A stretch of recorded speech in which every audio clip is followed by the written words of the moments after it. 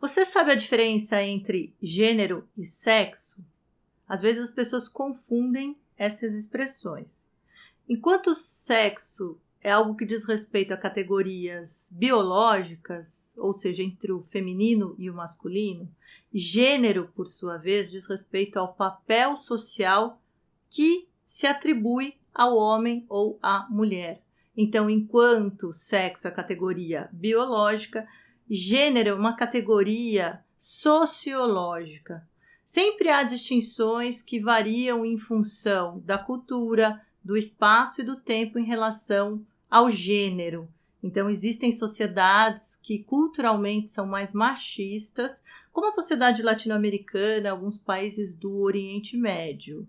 Aliás, recentemente nós temos, lamentavelmente, essa questão de restrição dos direitos das mulheres no Afeganistão, devido à tomada de Cabul pelo grupo fundamentalista do Talibã, em que há restrições muito grandes em relação aos direitos das mulheres. Então, as mulheres ali do grupo do Talibã, conforme a interpretação radical que é feita da lei do Islã, acabam sendo proibidas de sair nas ruas sem serem acompanhadas de homens, acabam tendo restringida também a sua vestimenta, acabam sendo obrigadas a se utilizarem da burca, que é uma vestimenta que cobre totalmente o corpo das mulheres.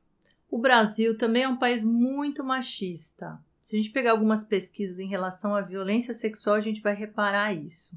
1/3 dos brasileiros acredita que mulheres que se dão ao respeito não são estupradas. Também temos que 30% da população diz que mulher que usa roupas provocativas não pode reclamar se for estuprada. Quer dizer, se acredita que muito do estupro diz respeito ao comportamento da vítima. Inclusive na Bélgica, que é um país que não é tão machista, não tem uma cultura tão machista, houve uma exposição que se perguntava em relação à culpa da mulher. A exposição trouxe as roupas das vítimas de estupro na Bélgica, mostrando para as pessoas que muitas dessas roupas eram pijamas, eram roupas largas e que o estupro não tinha a ver com a vestimenta da mulher, né? Inclusive no Brasil nós temos uma pesquisa de 2018 que indica que mais de 50% dos estupros ocorridos foram com meninas menores de 13 anos de idade. Ou seja, se essa exposição fosse no Brasil, nós teríamos provavelmente muita roupa de criança, até fralda teríamos.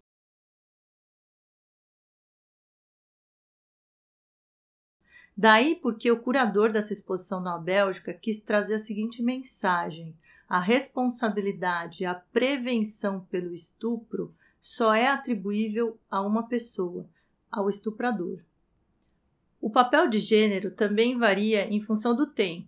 Por exemplo, no começo do século XX no Brasil, as mulheres eram submetidas a rígidos papéis sociais, dentro da tríade esposa, mãe e dona de casa. Até recentemente, um chefe do executivo, no Dia das Mulheres, quis ressaltar qualidades das mulheres e logo veio à mente o quê? A capacidade que a mulher tem de perceber diferenças de preços no supermercado, né? Uma visão bastante ultrapassada dentro do locus que restringia a mulher, né? Então, a gente espera que a mulher tenha um papel muito mais transformador e empoderado em relação a essa restrição, essa tríade do começo do século XX. Então, até hoje a gente tem esses papéis. Naquela época, até as revistas femininas falavam que não era de bom tom que a mulher saísse de casa desacompanhada de um homem, sendo que esse homem teria que ser ou seu pai, ou seu irmão, ou seu marido. Ou seja, a mulher caía em maledicência se andasse desacompanhada de um homem nesse início do século XX, sendo que vários juristas, inclusive do âmbito do direito civil conhecidos, justificavam o chamado pátrio poder, que já é algo inconstitucional dentro da Constituição de 88, mas justificavam trazendo explicações amparadas numa suposta fragilidade feminina. E hoje a gente sabe cientificamente que é um mito essa fragilidade feminina. Às vezes nascem mais homens e morrem mais homens, as mulheres vivem mais, às vezes para fazer a mesma atividade a mulher tem menor dispêndio de energia, com mais resistência, com mais saúde, ela tem mais tonicidade nos seus músculos nesse processo de envelhecimento. Então é uma mentira, é um mito construído, é uma naturalização inexistente, essa visão que era vendida de papel de gênero em relação à suposta fragilidade feminina. E mesmo com tanta mudança em relação ao tempo, até hoje, no Brasil, as mulheres são frequentemente, por meio de gestos, inferiorizadas, né? Até mulheres que têm poder, como ministras do Supremo. Houve um vídeo que viralizou, trazendo o quanto a Carmen Lúcia, o quanto a Rosa Weber sofrem interrupções muito maiores do que os demais ministros nas suas falas. Inclusive, na Suprema Corte Americana, há pesquisas empíricas que demonstram que as mulheres são mais interrompidas. Há termos técnicos em relação a esse fenômeno de machismo que existe nas sociedades contemporâneas ainda. Então, é o tal de man-interrupting, que seria interrupção do homem em relação à fala da mulher. Ou pior, né, o mansplaining. Mansplaining é aquela situação em que o homem, acreditando que a mulher não compreendeu uma ideia mais complexa, ele vai explicar para a mulher de forma mais simples, porque ele entende que ela não é capaz de captar aquela noção complexa, então ele sempre vai fazer uma explicação em cima. E pior, né, o bropriation, que é horrível, né? Às vezes a mulher vai lá, faz uma pesquisa, aprofunda a sua abordagem, ao participar de uma exposição, ao participar de uma reunião, ela sente que a sua exposição está sendo invisibilizada e que quando um homem se apropria da ideia dela, daí socialmente as pessoas aplaudem. É o chamado bropriation, né? Um homem que aproveita da invisibilidade da mulher para se apropriar da ideia dela e é aplaudido socialmente porque há uma postura social de invisibilização da mulher, né? Se você é mulher, está vendo esse vídeo e sofreu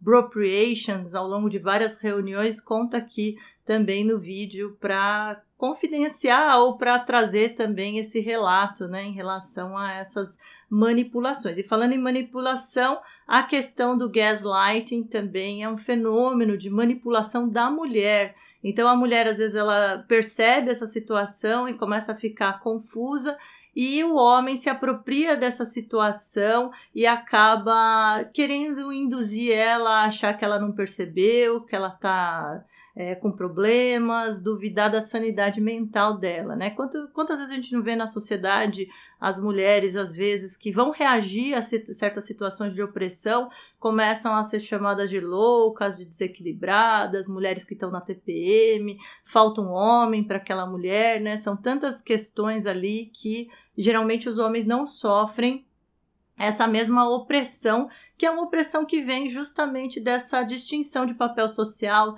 dessa visão distorcida em relação ao gênero. E por que é importante, então, a gente tomar consciência em relação a esses fenômenos? Bom, tem uma notícia boa e uma notícia ruim. Vou começar pela notícia ruim para a gente terminar de forma mais positiva. Então, a notícia ruim é que apesar das mulheres, né, de nós mulheres, termos o mesmo valor enquanto seres humanos que somos em relação aos homens, infelizmente a sociedade nem sempre atribui para a gente o mesmo peso na nossa opinião, na nossa fala, na nossa contribuição social. Então, a gente tem aí, por exemplo, na área científica, às vezes nós temos dados que demonstram que mais da metade da produção científica de artigos é feminina, mas ao verificar, como regra geral, os artigos que são mais citados, a gente vai na bibliografia e percebe que o número de mulheres citadas e referenciadas é muito menor, às vezes quase invisível ou inexistente em relação aos homens que são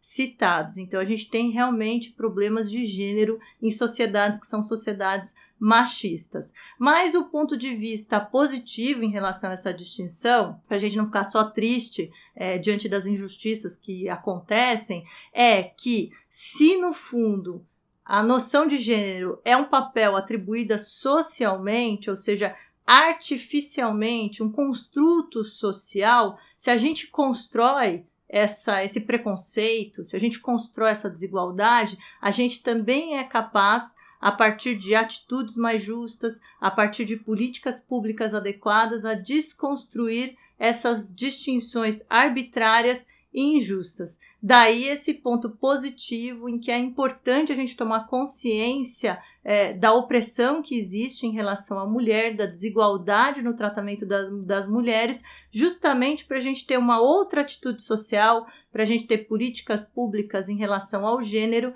e para melhorar a equidade, a igualdade e o respeito das mulheres nas sociedades em geral e na sociedade brasileira no particular.